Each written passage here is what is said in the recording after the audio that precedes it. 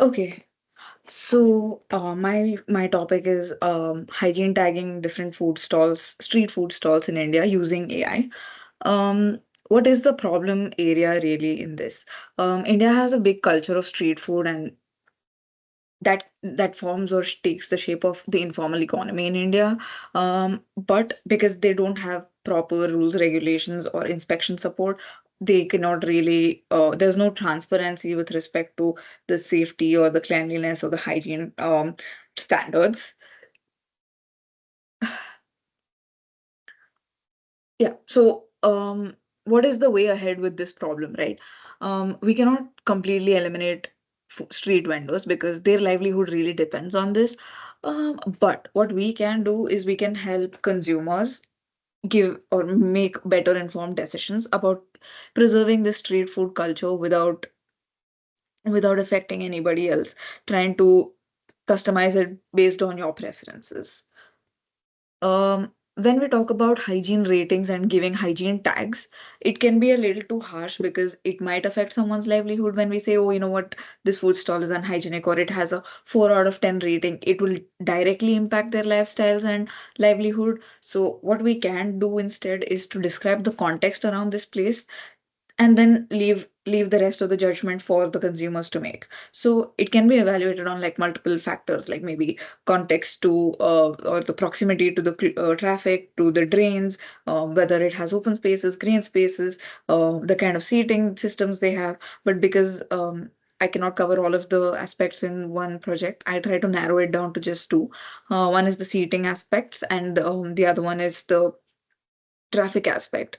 Um, to understand this problem better, I try to see other places that are doing what they're doing with respect to street food hygiene management. One of the thing that I came across was Bangkok.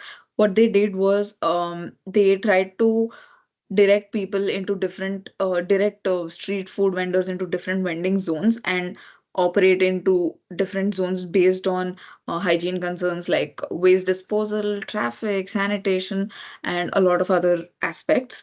This was just like a government policy or a rule that was a more top down approach. I feel like it lacked a lot of community aspect and engagement and an ongoing and updated education about these about the street food hygiene standards. And I also feel like it has to be up to date with the live information that you have out there. It cannot just be a rule that has once been put out there. It has to constantly evolve and adapt with time. Another case was that of street food in Singapore, where street food vendors were instead of this was a little better approach to compared to the Bangkok's approach, where they tried to relocate all the street foods into different like hawker centers, where you have a center and then you have a bunch of street vendors in there, which so in order for you to go into that center you needed like a license and a hygiene training. And they also gave you, like with regular inspections, they used to give grades like, oh, you know what, they have an A or a B or a C with respect to hygiene. And it used to be public, it is publicly displayed.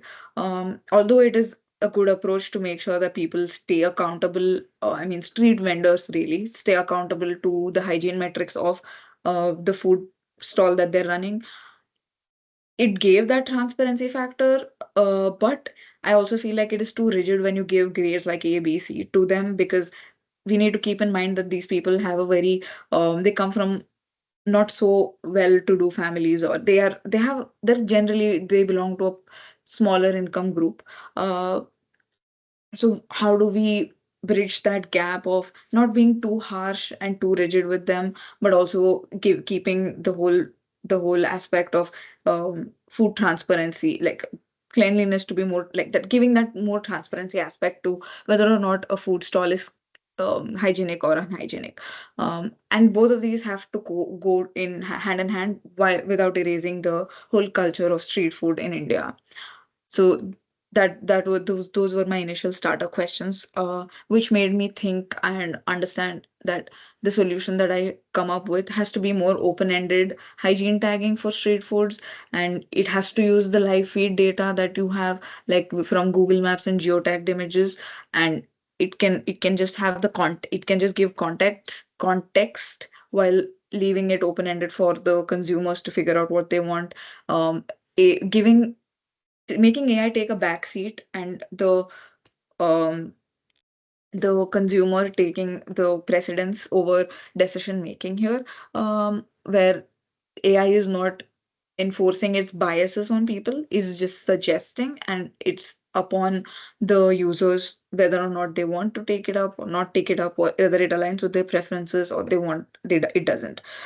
It's pretty open ended, and it gives them the power of decision making.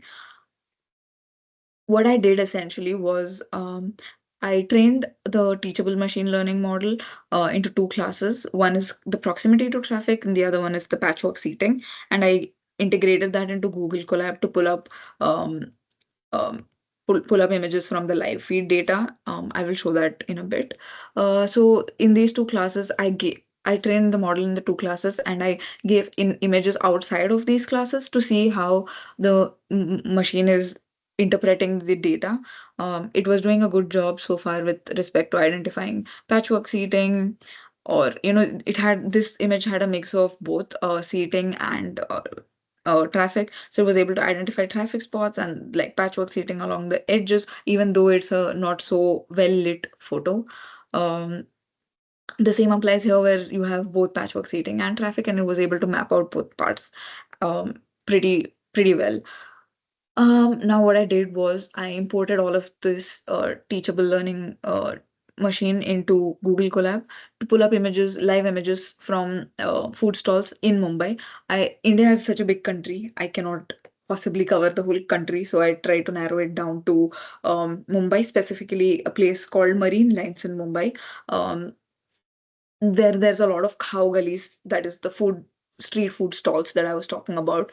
Um, and this and I used coding to classify images into tags, hygiene tags, and ask the I tried to make it display with emojis, but the emojis part failed. You can maybe use the link to the Google Colab to see the whole coding process. I tried to just, for the ease of talking about the image, I try to blur out or mask out the people's faces. This one was able to identify the fact that it had seating system on the side. Um, most of all of these pictures, I had to like reverse engineer and go back and scan the images through Google Lens to just see whether or not these ratings were accurate or not. Um, but for the most part they were. Like this one and its proximity to traffic is very straight up and very evident. This one's actually a cropped image, which I later used Google Lens to go back and check on. It's actually a little far from traffic, and the the AI, the integration of Python and AI was able to figure that out in this. And the same applies here, where it was able to pull out information that it's close to traffic. Um, and this, I was trying to just understand the scale of the informal food network in the cow gully of Marine Lines, Mumbai. These are the different. This is a tiny bit of the map of the 10-kilometer radius of Marine Lines, and the different food stalls and street vendors in this location. They were the AI was able to map about 429 objects. The orange circles that you see here are the footfall density in this area, because it gives us an idea of how many people are generally there, and how does this hygiene factor affect, and how many people does it affect. And and the other one on the right with the green circles is the one that's trying to highlight more better known food hubs, which have between medium to large sized food hubs outside of the street foods. So because it's a cow gully, I was trying to understand the density of the food stalls, not just the street vendors, but also the bigger hotels and restaurants and cafes in the place. What Now what are my recommendations from all the experiments and the information that I have collected? It is to integrate these hygiene metrics into Google Maps or Street Views, and these tags can further be extended to, like I mentioned, the green spaces, open to whether or not the place is breezy, shade and stillness. India is a very tropical country, and it's very hot, and the sun's too much always, and people are always constantly trying to find shade. So having that aspect, that's how this whole aspect of shade and stillness has also come into picture.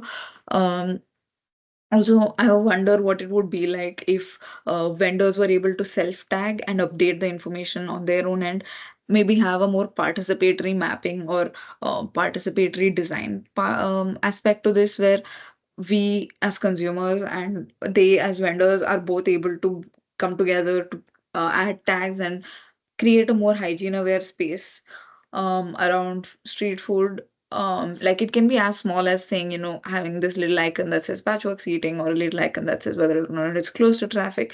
It can be as simple as that.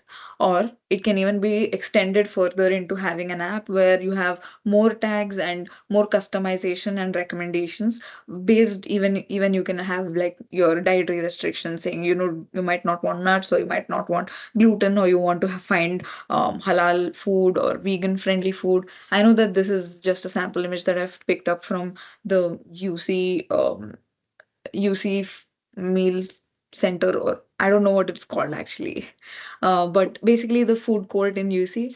Um, but the same approach can be used for other street foods as well, where you can maybe just scan and get tags of whether or not this place suits your preferences or not. That's about it, and I feel like this solution will neither um, like it doesn't do harm to the street vendors. Their livelihood stays in place. The culture of India and its street food vibrance stays in place. At the same time, we as consumers who are very health conscious and are afraid that we might fall sick, it meets that transparency and the hygiene standards, and maybe even have more elements of customization according to our preference. Thank you.